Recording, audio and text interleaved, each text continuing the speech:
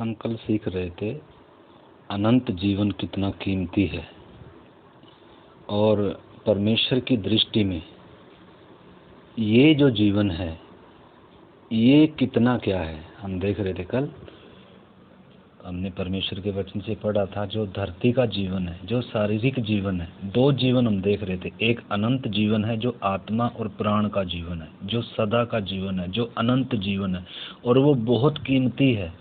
और एक जीवन ये है जो तात्कालिक जीवन है, जो शरीर का जीवन है, जो धरती पर का जीवन है, ये कुछ समय के लिए है।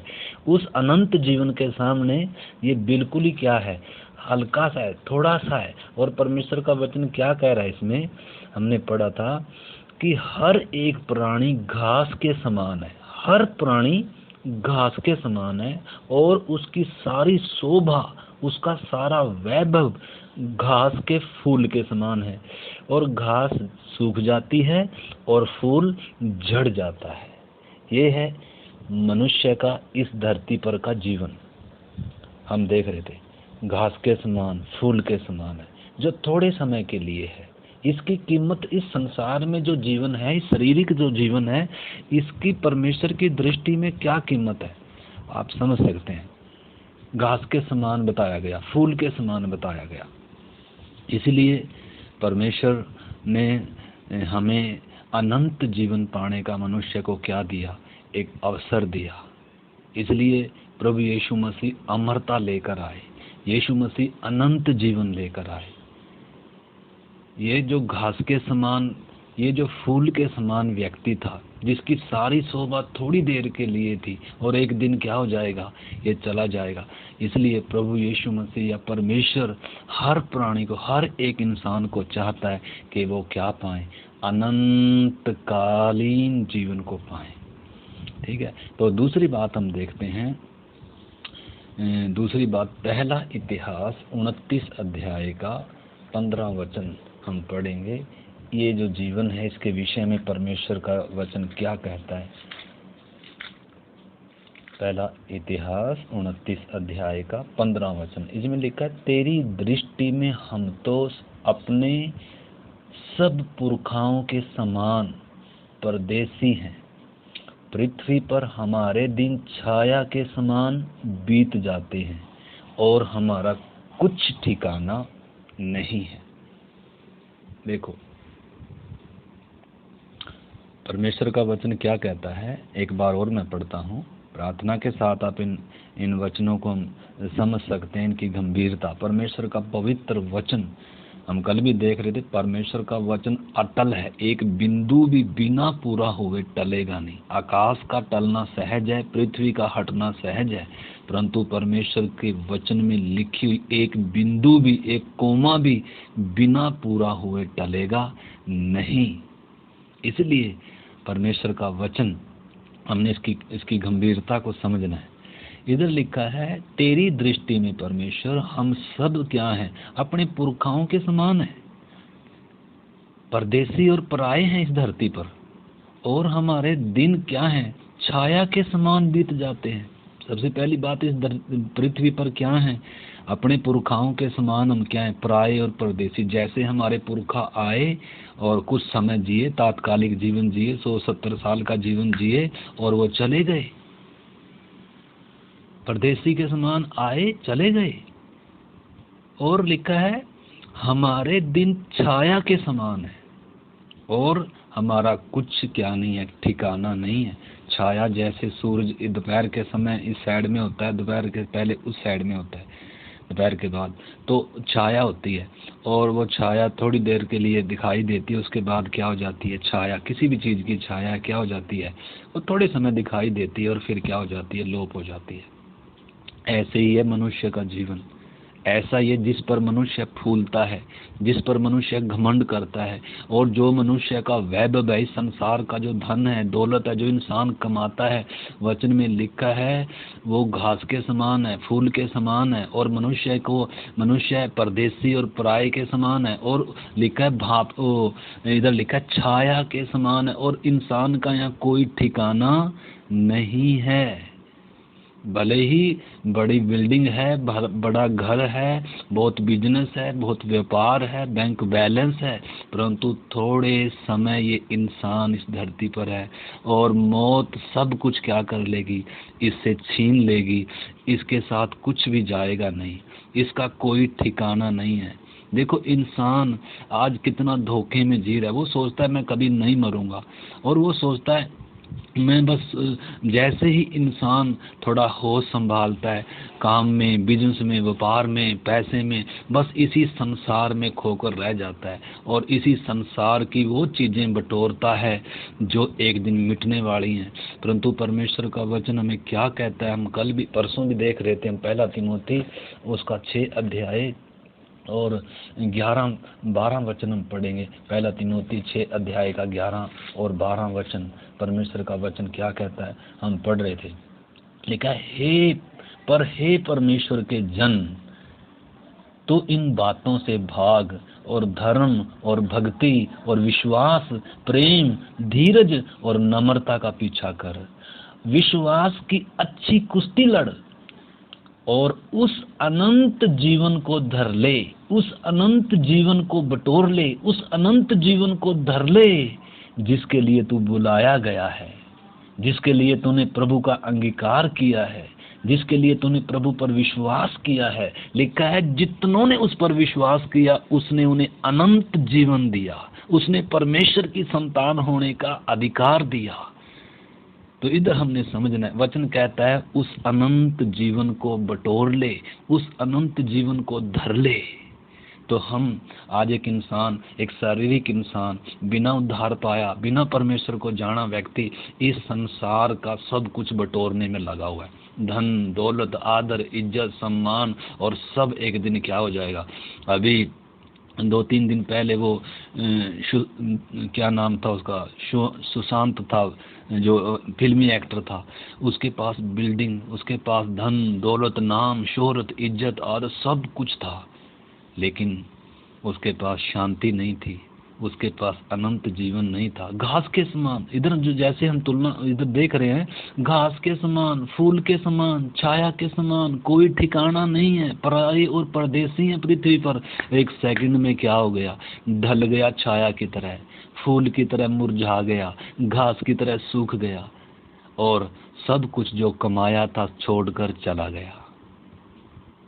हमने समझना है, एक इंसान धरती पर जो कुछ बटोरता है वो एक दिन छोड़कर चला जाएगा। अगर अनंत जीवन नहीं पाया, अगर उद्धार नहीं पाया, अगर स्वर्गीय जीवन नहीं पाया, अगर पाप से, मौत से छुटकारा नहीं हुआ, तो मेरे प्यारे भाई बहनों, हमारा धरती पर जन्म लेना, इंसान होना हमारा किसी काम आएगा नहीं। इसलिए वचन कहता है उस अनंत जीवन को धर ले। हे परमेश्वर के जन, तो इन चीज़ों से भाग जो नासवान हैं, जो मिटने वाली हैं, इन चीज़ों से भाग और उस अनंत जीवन को धर ले। हम देख रहे थे मत्ती 13 का 44-45 से हमने कल सीखना शुरू किया था कि परमेश्वर का राज्य खेत में छिपे धन के समान है। जिस किसी ने पाया और मारे आनंद के जाकर अपना सब कुछ बेचकर क्या कर लिया, मोल ले लिया। तो एक के पास, अब उसके पास क्या था, अनंत जीवन था। भले ही संसार में आपके पास ज़्यादा आदर नहीं, ज़्यादा इज्जत ना हो और ज़्यादा पैसा ना हो, लेकिन अगर आपके पास अनंत जीवन है तो आप दुनिया में सबसे ज़्यादा धनवान हैं, सबसे ज़्यादा अमीर हैं, सबसे ज़्यादा खुश नसीब हैं।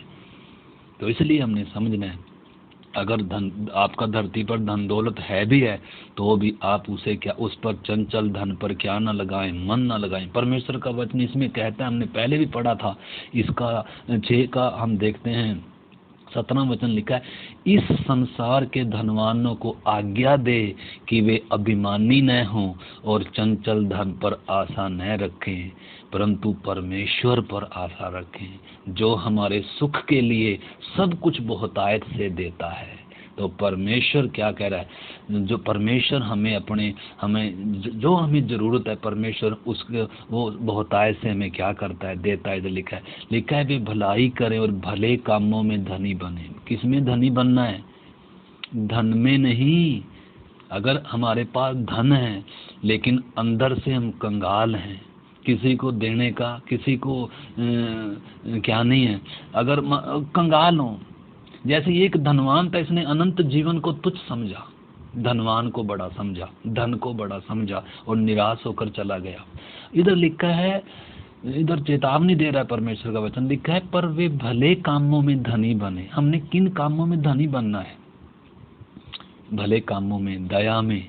परमेश्वर दया का धनी है, वचन में लिखा है। परमेश्वर अपनी जो वो दिखा रहा है, परमेश्वर किन चीजों में धनी है। पैसे में नहीं लिखा, लिखा है परमेश्वर दया का धनी है। क्या हमारे पास दया है? अगर हमारे पास धन है, अगर दया नहीं है तो हम कंगाल हैं।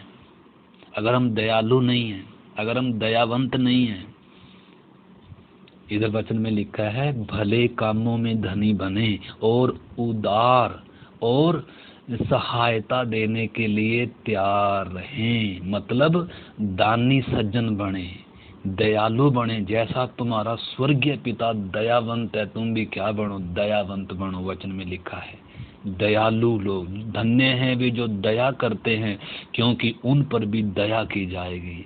अगर हम दयालु नहीं हैं, अगर हम दूसरों के लिए दया नहीं दिखाते हैं, अगर हम दानी सज्जन नहीं हैं, अगर हमारे पास धन है, अगर हमारे पास, इस धनवान के पास बहुत कुछ था, प्रभु ने बोला अपना धन बेचकर कंगालों को क्या कर दे, बांट दे और तुझे क्या मिलेगा?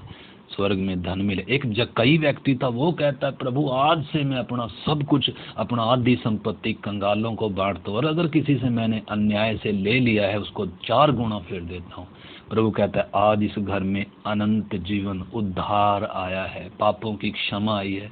जब तक इंसान के जीवन में से ये लोभ, ये लालच नहीं निकलेगा पैसे का, और जब तक इन चीज़ों से इसका ध्यान नहीं हटेगा, जब तक ये अनंत जीवन को कीमती नहीं समझेगा, जब तक ये उद्धार को, पापों की क्षमा को, परमेश्वर को जब तक कीमती नहीं समझेगा, तब तक इसको अनंत जीवन नहीं मिलेगा।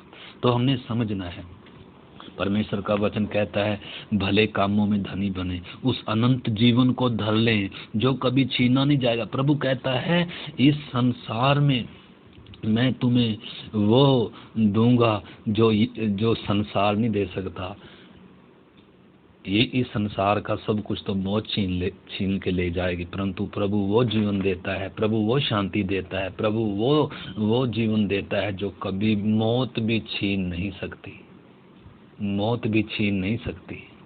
हमने समझना है मेरे प्यारे भाई बहनों, अनंत जीवन कितना कीमती है। इससे पहले कि ये घास के समान हमारा जो जीवन है धरती पर का, शरीर का जीवन, ये मिट जाए, सूख जाए और फूल झड़ जाए, इससे पहले कि छाया ढल जाए मेरे भाई और बहनों, द्वार बंद होने वाला है, अनुग्रह का समय खत्म होने वाला है।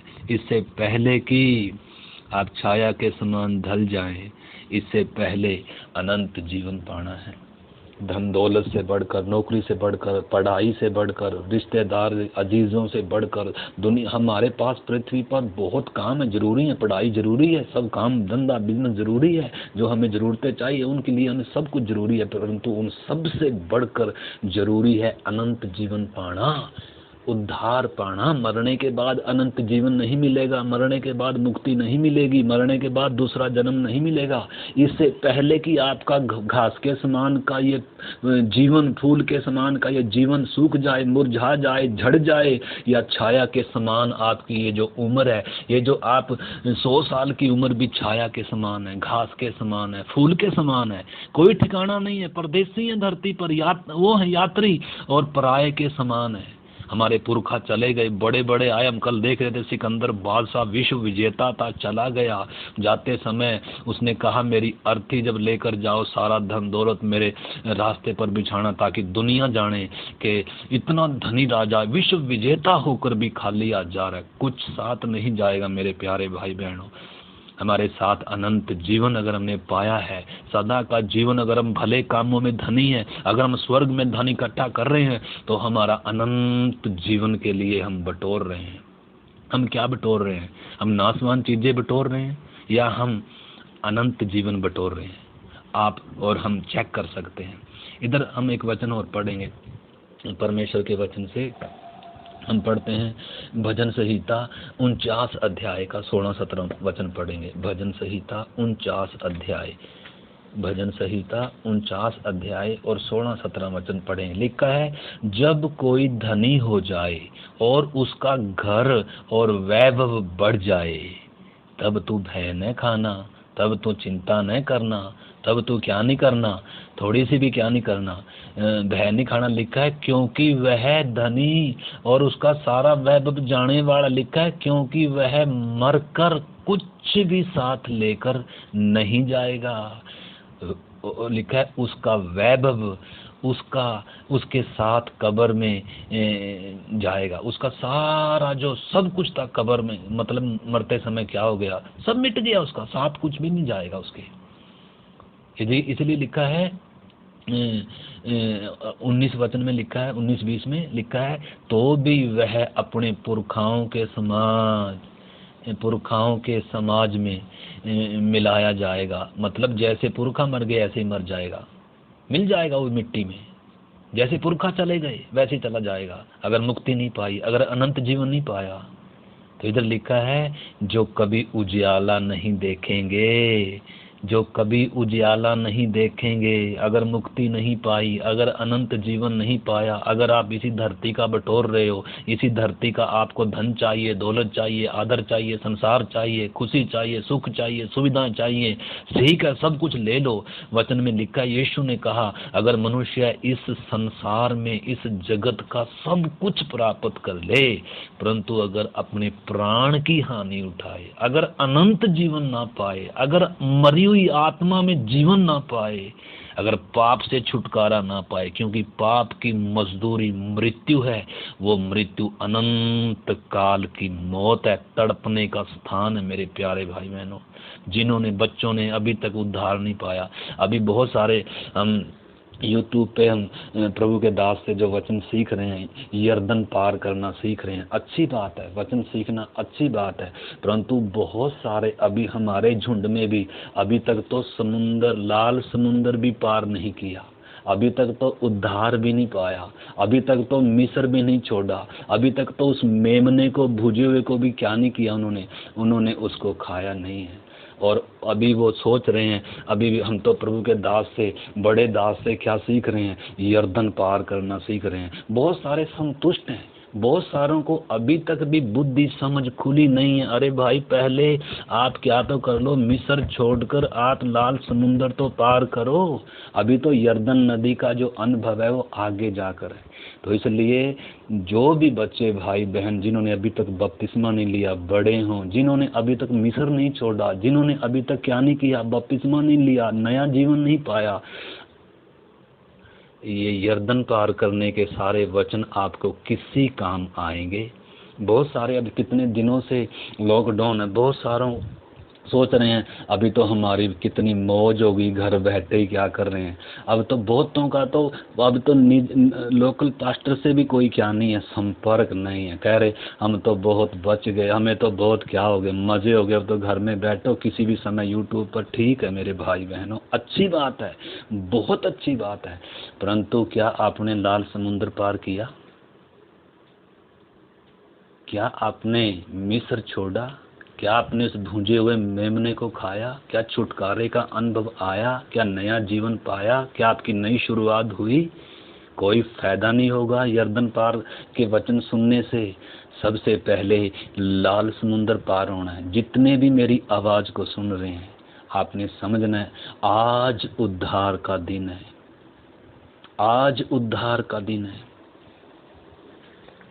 इसलिए इससे पहले कि घास के समान जीवन खत्म हो जाए, फूल झड़ जाए मेरे भाइयों, छाया ढल जाए, इधर कोई ठिकाना नहीं है।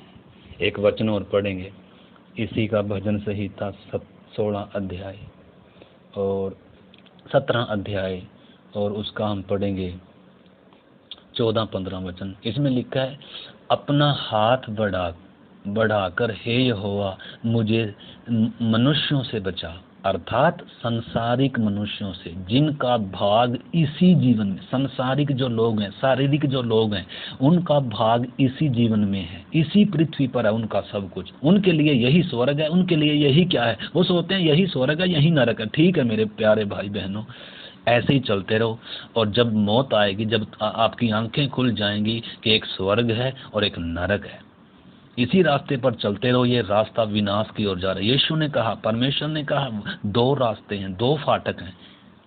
एक रास्ता चौड़ा है, विनाश की तरफ जा रहा है।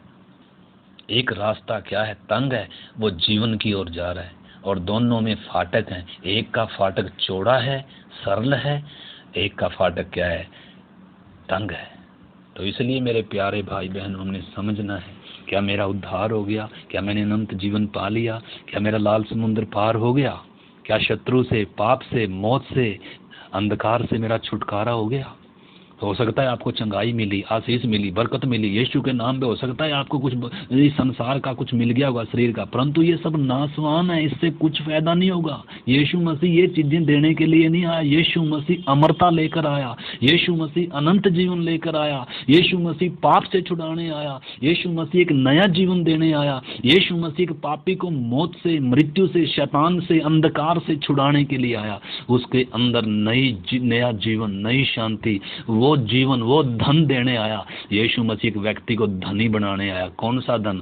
इधर हम पढ़ रहे थे, किन चीजों में धनी बनना? ये संसार का कूड़ा कबाड़ है सारा धन दौलत, ये मिटने वाली चीज है, नाश हो जाएगी। सिकंदर बादशाह जैसे खाली हाथ गए मेरे प्यारे भाई बहनों, हम साथ लेकर कुछ नहीं जाएंगे। तो इसलिए इधर लिखा है, एक परमेश्वर के जन की प्रार्थना क्या है, वो क्या कह रहा है? कह रहा है, हे परमेश्वर, अपना हाथ बढ़ाकर हे यहोवा मुझे मनुष्यों से बचा, अर्थात संसारिक मनुष्यों से, जिनका भाग इसी जीवन में है और जिनका पेट तू अपने भंडार से भरता है। वे अपने बाल बच्चों से संतुष्ट हैं और शेष संपत्ति अपने बच्चों के लिए छोड़ जाते हैं। वो अपने बाल बच्चों से संतुष्ट हैं। दुनिया, उनको क्या चाहिए? बस बच्चे सक्सेस हो गए, बच्चे पढ़ लिख लिए और घर में बैंक बैलेंस है, काम धंधे, बस यही है। वो सोचते हैं बस यही सब कुछ है। तो ये धोखा है, ये सब नाश होने जा रहा है, ये मिटने जा रहा है मेरे प्यारे भाई बहनों। ये पृथ्वी हिला रहा है परमेश्वर अंत के दिनों में। ये कोरोना की बीमारियां और बहुत कुछ अभी होने जा रहा है। महामारियां फैलेंगी, भूकंप होंगे, भूडोल होंगे, देश देश, राज्य राज्य लड़ाइयां होंगी। अभी बहुत बुरा समय आने जा रहा है, इससे पहले कि आपका जीवन खत्म हो जाए, आपका समय खत्म हो जाए। इसलिए हम कल भी पढ़ रहे थे, हे परमेश्वर हमें दिन गिनने की समझ दे कि हम बुद्धिमान हो जाएं। बुद्धिमान व्यक्ति वो है जो अपने दिनों को गिनता है कि मैं थोड़े समय के लिए हूँ, मैं छाया के समान हूँ, मैं धरती पर परदेसी और यात्री हूँ, कुछ भी साथ नहीं जाएगा। इसलिए यीशु मसीह ने क्या कहा मेरे प्यारे भाई बहनों? मत्ती 6 अध्याय में बहुत वचन है, परंतु हम कुछ बात देखें। मत्ती 6 अध्याय में हम पढ़ते हैं, 6 अध्याय का, उसमें हम पढ़ेंगे 24 से लेकर आप 33 वचन तक पढ़ सकते हैं। इधर लिखा है, कोई मनुष्य दो स्वामियों की सेवा नहीं कर सकता, क्योंकि वह एक से बैर और दूसरे से प्रेम रखेगा, और एक से मिला रहेगा और दूसरे को तुच्छ जानेगा। तुम परमेश्वर और धन दोनों की सेवा नहीं कर सकते, दोनों से प्यार नहीं कर सकते। एक से प्यार कर सकते हैं, या तो धन से प्यार करोगे या परमेश्वर से प्यार करोगे, या धन में आपका मन रहेगा, या आपका मन किधर रहेगा? परमेश्वर में रहेगा। इसलिए प्रभु ने कहा, अपना धन किधर संचय करो? स्वर्ग में। इसका 19 वचन लिखा है, अपने लिए पृथ्वी पर धन इकट्ठा ना करो। क्या यीशु मसीह का दिमाग सही था? हम क्या सोचते हैं इस वचन को? हमारी समझ से ये वचन फालतू है, बेकार है। हम कभी भी क्या नहीं, हम तो दुनिया आज सोचती है यीशु मसीह तो आशीष देने आया। यीशु मसीह के पास आते ही दुनिया आशीष लेने के लिए। चंदे में अगर 10 रुपये डालने हैं तो भी आस करते हैं उसका भी हमें क्या मिले? प्रतिफल मिले। चंदे में वैसे चंदा, वैसे दान, उसमें भेंट, स्वेच्छा भेंट में हमारे वैसे नहीं डालें। अगर हमें पता चल जाए ना, इससे कुछ भी नहीं होगा। अगर पास्टर ये बोल दे कि 10 डालोगे तो तुम्हें 100 मिलेगा, तो फिर तो हम हर बार क्या डालेंगे? 10 नहीं डालेंगे, फिर तो 100 डालेंगे, ताकि कितने मिल जाएं? हमें आशीष चाहिए। परंतु इधर प्रभु क्या कह रहा है? कह रहा है अपने लिए पृथ्वी पर धन इकट्ठा न करो, जहाँ कीड़ा, जहाँ काई बिगाड़ते हैं और जहाँ चोर सेंध लगाते हैं, परंतु अपने लिए स्वर्ग में धन इकट्ठा करो, जहाँ न तो कीड़ा न काई बिगाड़ते और जहाँ चोर नहीं सेंध नहीं लगाते हैं और न चुराते हैं। क्योंकि जहाँ तुम्हारा धन होगा वहीं तुम्हारा मन भी लगा रहेगा। तो आपका और मेरा मन किधर है? आपने और मैंने, मैं अपने जीवन को जांच रहा हूँ, आप भी, मेरे इस वचन को सुनने वालों, मेरे प्यारे भाई बहनों, आपका मन किधर लगा हुआ है? आप किस चीज़ को इकट्ठा कर रहे हो जो नाशवान है, जो मिटने वाली है? आपका ध्यान किधर है? आप किसे प्यार करते हैं? प्रभु को प्यार करते हैं या धन को प्यार करते हैं? आदर इज्जत संसार के वैभव से आप लगाव रखते हैं? आप अपने जीवन को जांच सकते हैं। इधर लिखा है 25 आयत में, इसलिए मैं तुमसे कहता हूँ अपने प्राण के लिए यह चिंता न करना कि हम क्या खाएंगे और क्या पिएंगे, और न अपने शरीर के लिए कि क्या पहनेंगे। क्या प्राण भोजन से और शरीर वस्त्र से बढ़कर नहीं? आकाश के पक्षियों को देखो, वे न बोते हैं, न काटते हैं और न उनके खत्तों में बटोरते हैं, फिर भी तुम्हारा स्वर्गीय पिता उनको खिलाता है। क्या तुम उनसे अधिक मूल्य नहीं रखते? तुम में कौन है जो चिंता करके अपनी आयु में एक घड़ी भी बढ़ा सकता है? और वस्त्र के लिए क्यों चिंता करते हो? जंगली शोषणों पर ध्यान करो कि वे कैसे बढ़ते हैं, वे न परिश्रम करते न काटते हैं। तो भी मैं तुमसे सच कहता हूँ कि सुलेमान भी अपने सारे वैभव में उनमें से किसी के समान वस्त्र पहने हुए नहीं था। इसलिए जब परमेश्वर मैदान की घास को, जो आज है और कल भाड़ में झोंकी जाएगी, ऐसा वस्त्र पहनाता है, तो हे अल्प विश्वासियों, तुमको वह इनसे बढ़कर क्यों न पहनाएगा। इसीलिए तुम चिंता करके यह न कहना कि हम क्या खाएंगे या क्या पिएंगे या क्या पहनेंगे, क्योंकि अन्य जाति लोग इन सब वस्तुओं की खोज में रहते हैं। पर तुम्हारा स्वर्गीय पिता जानता है कि तुम्हें ये सब वस्तुएं चाहिए। इसीलिए पहले तुम परमेश्वर के राज्य और उसकी धार्मिकता की खोज करो। पहला खोज किसकी करना है? अन्य जाति की पहली खोज क्या है? कपड़ा लत्ता और पैसा, नौकरी, ये है। एक अविश्वासी में और विश्वासी में अंतर क्या है? जमीन और आसमान का अंतर है। एक का ध्यान शरीर पर है, आत्मिक व्यक्ति का आत्मा और प्राण पर है। शारीरिक व्यक्ति का मन धरती पर, संसार पर, आदर पर, इज्जत पर, ये नाशवान संबंधों और चीजों के ऊपर है, पृथ्वी की वस्तुओं पर है। परंतु एक आत्मिक व्यक्ति का लक्ष्य क्या है? आत्मिक व्यक्ति का ध्यान आत्मा की बातों पर, स्वर्गीय बातों पर, और लिखा है परमेश्वर के राज्य और धार्मिकता पर है। उनकी खोज करता है एक व्यक्ति। आप किसकी खोज कर रहे हैं इन दिनों? आप इन दिनों किसकी खोज कर रहे हैं? लिखा है उसके राज्य, परमेश्वर के राज्य और उसकी धार्मिकता की खोज करो। हम देख रहे थे परमेश्वर के राज्य का उदाहरण दिया यीशु ने। जिस किसी ने पाया मारे आनंद के, जाकर अपना सब कुछ बेचकर क्या कर लिया? मोल ले लिया। अनंत जीवन की कीमत यीशु मसीह बता रहा है। इस संसार के सब कुछ से बढ़कर है वो, कहीं बढ़कर है वो, आनंद का विषय है वो। कूड़ा और कबाड़ की तरह लगेगा ये धन दौलत आदर इज्जत, जब एक इंसान की समझ खुली, जब इंसान को ये मालूम हो गया कि वो कितना कीमती है। तो इधर लिखा है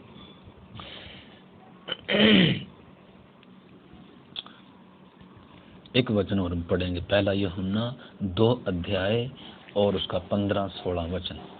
पहला यूहन्ना 2 अध्याय का 15 और 16 वचन लिखा है, तुम न तो संसार से और न संसार में की वस्तुओं से प्रेम रखो। क्यों ऐसा प्रभु के वचन में लिखा है? क्योंकि ये सब कुछ मिटने जा रहा है मेरे प्यारे भाई बहनों, और आपको एक दिन बहुत बड़ा धोखा हो जाएगा। आप उन चीज़ों को बटोर रहे हैं जो मिटने वाली हैं। क्या आपने अनंत जीवन को बटोरा है? क्या आपने अनंत जीवन पाया है? क्या आप उधर धन इकट्ठा कर रहे हैं? क्या आप अनंत जीवन को बटोर रहे हैं? क्या आप परमेश्वर के राज्य और धार्मिकता की खोज कर रहे हैं? आपकी खोज इन्हीं दिनों क्या है? वचन में लिखा है, तुम न तो संसार से न संसार में की वस्तुओं से प्रेम रखो। प्रेम रखने के लिए प्रेम किससे होना है? परमेश्वर से होना है। प्रेम किससे होना है? आत्मा से होना है। शरीर से बढ़कर आत्मा प्राण से होना है। इधर लिखा है, यदि कोई संसार से प्रेम रखे तो उसमें पिता का प्रेम नहीं है, क्योंकि जो कुछ संसार में है, जो कुछ संसार में है, अर्थात शरीर की अभिलाषा, आंखों की अभिलाषा और जीविका का घमंड, जो भी कुछ है, यह परमेश्वर की ओर से नहीं है। क्या क्या? आंखों की अभिलाषा, शरीर की अभिलाषा और जीविका का घमंड, ये परमेश्वर पिता की ओर से नहीं है, परंतु संसार ही की ओर से है। संसार और उसकी अभिलाषा दोनों मिटते जाते हैं, पर जो परमेश्वर की इच्छा पर चलता है वह सर्वदा बना रहेगा। तो अगली एक बात और हम देखकर हम प्रार्थना करेंगे। फिर हमने देखा ये जीवन घास के समान है, फूल के समान है, और देखा छाया के समान है, और पृथ्वी पर परदेशी और बाहरी अर्ज का कोई ठिकाना नहीं है। और अगली बात हम देख रहे हैं, याकूब में से हम वचन पढ़ेंगे, याकूब 4 का 13 और 14। याकूब की पत्री 4 अध्याय 13 और 14।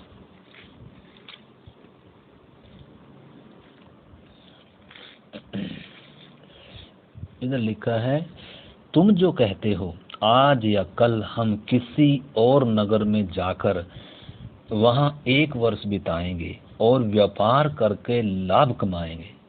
लिखा है, तुम जो यह कहते हो आज या कल हम किसी नगर में जाएंगे, किसी कंपनी में जाएंगे, उधर जाएंगे और उधर लिखा है 1 वर्ष बिताएंगे और व्यापार कर कर बहुत लाभ कमाएंगे, और यह नहीं जानते कि कल क्या होगा। कल के बारे में इतनी आपने प्रोग्राम, इतनी योजनाएं बना ली, कल के बारे में आपको इतनी चिंता है, और क्या ये नहीं जानते कल क्या होगा? क्या आप इस चीज को नहीं जानते? वचन कहता है कल क्या होगा। तुमने कल के लिए इतनी योजनाएं बना ली, कल के लिए इतनी आप चिंतित हैं, इसलिए वचन में लिखा है तुम कल की चिंता ना करो, आज की चिंता करो।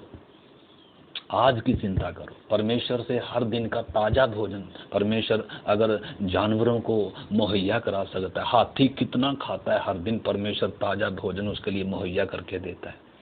जिस बाप ने हमें सृजा है वो पिता परमेश्वर हमारी क्या भी करता है, चिंता भी करता है। परंतु जब हम देखते हैं, प्रभु ने कहा इनको पक्षियों को देखो, इनके खत्ते नहीं है, इनके बैंक बैलेंस नहीं है, ये बटोरते नहीं है, इनको कल की चिंता नहीं, इनके पास कितना भी इनको कहीं मिल जाए तो अगले दिन के लिए नहीं बटोरते, परंतु हर दिन ताजा भोजन पिता पर क्या है, परमेश्वर पर ये निर्भर है, इनको कोई चिंता नहीं है। परंतु हम इंसान जो परमेश्वर के स्वरूप समानता में, हम चिंताओं में क्या हैं, डूबे हुए हैं। हम कल की चिंता में लगे हुए, कल क्या खाएंगे, कल क्या पहनेंगे, कल कहाँ रहेंगे। तो इसलिए वचन क्या कहता है, ठीक है तुम जो कल के लिए योजनाएं बना रहे हो, ठीक है तुम जो कल के लिए क्या कर रहे हो, इतना कुछ इकट्ठा कर रहे हो, इतना कुछ बना रहे हो, परंतु वचन में लिखा है और यह नहीं जानते कि कल क्या होगा। सुन तो लो, सुन लो। वचन क्या कहता है, सुन तो लो, तुम्हारा जीवन है ही क्या। अभी हम देख रहे थे तुम्हारा जीवन है ही क्या। इसमें एक और बात बता रहा है वचन, कहता है तुम तो भाप के समान हो। चलो छाया भी थोड़ी देर रहती है और घास भी थोड़ी देर रहती है, फूल भी थोड़ी देर रहता है, परंतु भाप कितनी देर रहती है? भाप तो थोड़ी देर। आपकी कोई चीज पकाई, आपने ढक्कन बंद कर रखा, जैसे ही ढक्कन खोल लेंगे भाप तुरंत उठती है और तुरंत क्या हो जाती है, लोप हो जाती है। कितने लोग अभी जो हमारा जो ये फिल्मी कलाकार हमारा सुशांत, क्या नाम था उनका, भाप के समान गया, उसका अब कोई भी पता नहीं है। काश वो आकर बताए दुनिया को जो ये सोचकर मरा है कि मैं डिप्रेशन से मुक्त हो जाऊंगा, मैं समस्याओं से छुटकारा पा लूंगा। जो जहर खाते हैं, जो आत्महत्या करते हैं, वो तो यही सोचकर करते हैं कि मुझे इन समस्याओं से, दुख परेशानियों से छुटकारा हो जाए। परंतु मेरे भाई बहनों, ऐसे ये ठीक है, शरीर का जो तकलीफ था उससे तो छुटकारा हो गया, परंतु आत्मा और प्राण के लिए अनंत आग तड़पने का स्थान अनंत काल के लिए आप चले गए। और उधर तो थोड़ा सा भी क्या नहीं है, आराम नहीं है, सुख नहीं है। इसीलिए लिखा है, सुन तो लो तुम्हारा जीवन है ही क्या, तुम तो भाप के समान हो जो थोड़ी देर दिखाई देती है फिर लोप हो जाती है। तो ये है इंसान का जीवन। इसके लिए, इसके विपरीत तुम्हें क्या कहना चाहिए? जो तुम कल के लिए प्रोग्राम बना रहे हो, कल के लिए चिंता कर रहे हो, तुम इसके विपरीत तुम्हें क्या कहना चाहिए? यह कहना चाहिए कि यदि प्रभु चाहेगा तो हम जीवित रहेंगे। सबसे पहली बात, अगर प्रभु चाहेगा तो हम कल तक जिंदा रहेंगे, और अगर जिंदा रहेंगे, अगर प्रभु की इच्छा है तो हम क्या भी करेंगे, काम भी करेंगे। प्रभु की इच्छा है तो, इसलिए सब बातों में वचन कहता है हम क्या करें, हम अपने प्रोग्राम ना बनाएं, हम परमेश्वर की इच्छा को जानें। कल के लिए अगर हम इतने प्रोग्राम बना रहे, क्या आपको मालूम है हम कल तक जिंदा रहेंगे? भाप के समान है तो भाप तो कभी भी क्या हो जाएगी। तो इसीलिए वचन क्या कहता है, हमारा कोई क्या नहीं है। एक उदाहरण इधर हम देखकर फिर हम प्रार्थना करेंगे। जो धन, जो दुनिया, ये जो लोग ये इस जीवन के लिए बटोर रहे हैं, कल के लिए प्रोग्राम बना रहे हैं, वर्षों के लिए प्रोग्राम बना रहे हैं, बैंक बैलेंस हमें ये चाहिएगा, हमें वो चाहिएगा, परंतु वचन इन चीज़ों के विषय में कितनी बड़ी चेतावनी दे रहा है। ठीक है ना। तो एक वचन हम पढ़ेंगे लूका 12 अध्याय में से, एक घटना प्रभु यीशु मसीह बता रहा है, घटना नहीं है, हकीकत है। लूका 12 अध्याय में से एक वचन पढ़ेंगे हम।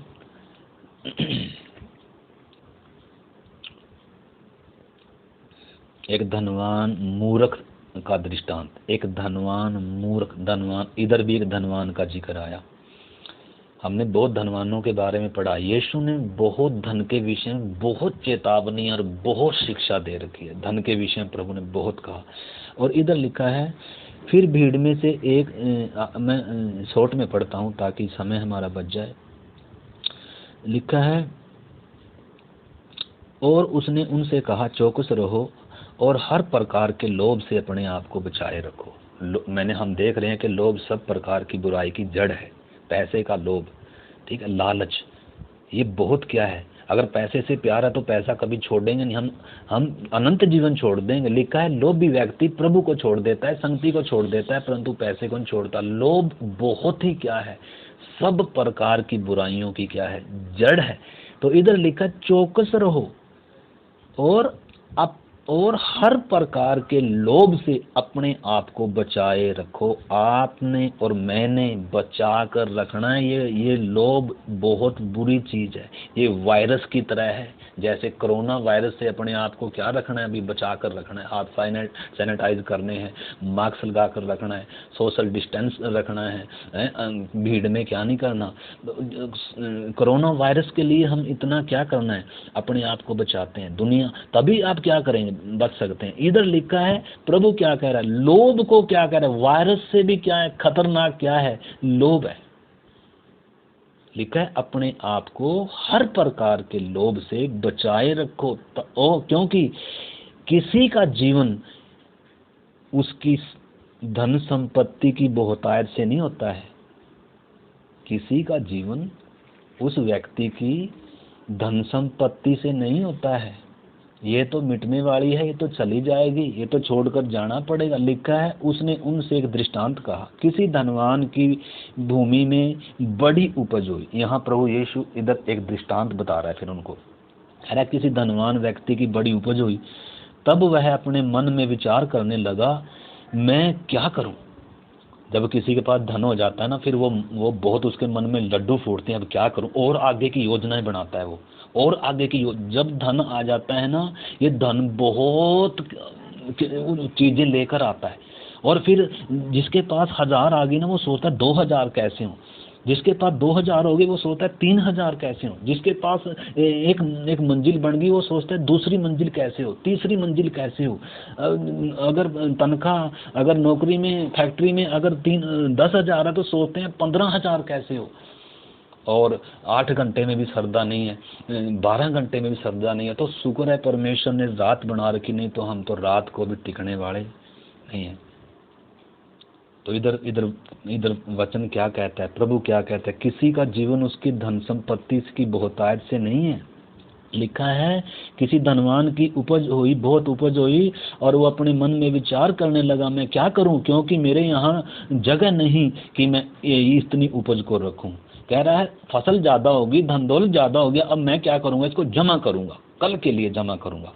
और लिखा है उसने कहा यह करूंगा कि मैं अपनी बाखरियां तोड़कर, यानी कि जो जो मेरी छोटी है ना ये कोठड़ियां या बटोरने का जो स्थान ये छोटा पड़ गया, इनको तोड़कर मैं क्या करूंगा, बड़ी बनाऊंगा, मैं बैंक में जमा करूंगा, या मैं क्या करूंगा, वही है इसका।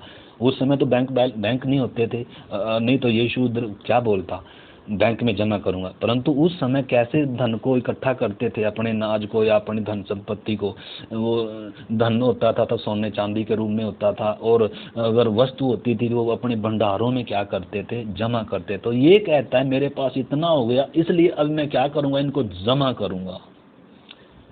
ये नहीं आया कि मेरे पास बहुत हो गया मैं दूसरे को भी क्या कर दूं, किसी बेचारे को बहुत है। वचन में लिखा है कि विधवाओं की चिंता करो, विधवाओं की सुधि लो, गरीब लोग हैं, कितने लोग हैं। परमेश्वर ने इजरायलियों को व्यवस्था में दिया था, खेत में से भी सारा बटोर कर नहीं लाना तुमने, और तुमने क्या करना है, दीन दरिद्र के लिए अपनी मुट्ठी खोलना है। और सबको क्योंकि तुम्हारे द्वारा बहुतों ने क्या पाना है, तभी तो तुम परमेश्वर की संतान ठहरोगे। तुम दयावंत बनो जैसे परमेश्वर दयावंत है। अगर हम किसी को देते नहीं, हमारा पड़ोसी चाहे भूखा हो या बगल में हम तो मांगने वाला भी आएगा तो उसको भी क्या बोल देते हैं, हम नहीं देते किसी को। मतलब हमारी सोच कैसी है। तो इधर वचन क्या कहता है, इसने कहा मैं तो अपनी बाखरियों को तोड़कर क्या करूंगा, बड़ा बनाऊंगा, और मैं अपना अन्न और संपत्ति को क्या करूंगा, रखूंगा, और अपने प्राण से कहूंगा कि मेरे पास है प्राण बहुत वर्षों के लिए धन संपत्ति रखी हुई है। अब तू क्या कर, चैन से खा पी और चैन से रह। अब चाहे लॉकडाउन 1 साल चले, मुझे कोई चिंता नहीं है, मेरे पास तो बैंक बैलेंस है। अब बहुतों का पता है क्या, बहुतों के लिए तो चाहे लॉकडाउन अभी और 2 महीने, 4 महीने, 10 महीने, साल चल जाए, उनको कोई चिंता नहीं है, क्योंकि उनके पास उन्होंने क्या करके रखा हुआ है, जमा कर रखा हुआ है। तो परंतु ठीक है, जमा करना अच्छी बात है, परंतु इधर वचन में लिखा है, इधर ये धनवान मूर्ख व्यक्ति की सोच क्या है, ये क्या कह रहा है, कह रहा है हे मेरे प्राण, तेरे पास बहुत वर्षों के लिए धन संपत्ति रखी है, चैन कर, खा पी, सुख से रह। परंतु इधर देखें हम, परंतु परमेश्वर ने उससे कहा हे मूर्ख, हे मूर्ख, इसी रात तेरा प्राण तुझसे ले लिया जाएगा। तब ये जो कुछ तूने इकट्ठा किया है, जो कुछ तूने बटोरा है, यह किसका होगा, ये किसका होगा, क्या तेरे साथ जाएगा, क्या इससे तुझे कुछ लाभ होगा। लिखा है ये किसका होगा, ऐसा ही वह मनुष्य भी है जो अपने लिए धन बटोरता है। लूका 12 अध्याय का आप 16 से लेकर 21 तक पढ़ सकते हैं। 21 हम पढ़ रहे हैं, लिखा है ऐसे ही वह मनुष्य भी है जो अपने लिए धन बटोरता है। यीशु मसीह ने साफ चेतावनी दिया है। आप क्या बटोर रहे हैं मेरे भाई बहन, आप किसके पीछे लगे हैं, आप किसकी खोज में हैं। सुबह उठते ही आपको किस चीज़ की खोज है, क्या परमेश्वर के राज्य उसकी धार्मिकता खोज है, क्या आपको परमेश्वर चाहिए, क्या आपको धन चाहिए, क्या आपको नौकरी चाहिए, क्या आपको रोटी कपड़े की ज़्यादा चिंता है, क्या आपको अपने प्राण की चिंता नहीं है, क्या कल की चिंता है आपको, क्या कल के लिए बटोर रहे हैं, या आज की चिंता है आपको। आप अपने जीवन को, इस बात को सुनने वाले मेरे भाई बहनों, आप इन चीज़ों को समझें। परमेश्वर का वचन चेतावनी दे रहा है। लिखा ऐसा ही वह मनुष्य भी है जो अपने लिए इस धरती पर क्या कर रहा है, बैंक बैलेंस बटोर रहा है, धन बटोर रहा है, परंतु परमेश्वर की दृष्टि में यह धनी नहीं है। ठीक है, बटोर लो, परंतु आप कंगाल हैं, आप परमेश्वर की दृष्टि में धनी नहीं है। परमेश्वर की दृष्टि में हमने इफिसियों 6:17 में पढ़ा था, लिखा भले कामों में धनी बने, दयावंत बने, दयालु बने, अपने लिए ना बटोरें, धन ना बटोरें, ये सब एक दिन आपको धोखा देगा। ये चंचल धन पर मन ना लगाएं, ये लोभ बहुत बुरी चीज है, ये मिटने जा रहा है। दुनिया लाखों दुनिया मर गई 2 महीनों में, उनके सारे वैभव, पैसे, धन दौलत, बैंक बैलेंस सब रह गए, क्या लेकर गए? सुशील मर गया अभी एक्टर, वो सब कुछ छोड़कर चला गया, साथ कुछ नहीं गया। तो इसलिए अगर मरने से पहले अनंत जीवन नहीं पाया, अगर स्वर्गीय अनंत जीवन नहीं बटोरा, अगर वो कीमती धन नहीं आपने लिया, तो ये धन किसी काम नहीं आएगा। इन वचनों के द्वारा हर एक सुनने वाले भाई बहन से परमेश्वर बात करे और प्रभु आपको, हम सबको ये सद्बुद्धि दे, ताकि हम इस अंतिम समय में उन चीज़ों से मन हटाएं जो नाशवान हैं, जो मिटने जा रही हैं, और हम उन चीज़ों पर मन लगाएं जो सदा की हैं। आइए हम प्रार्थना करें। प्यारे प्रभु, तेरे पवित्र वचन के लिए धन्यवाद हो। हर एक सुनने वाले के जीवन में तेरा वचन काम करे।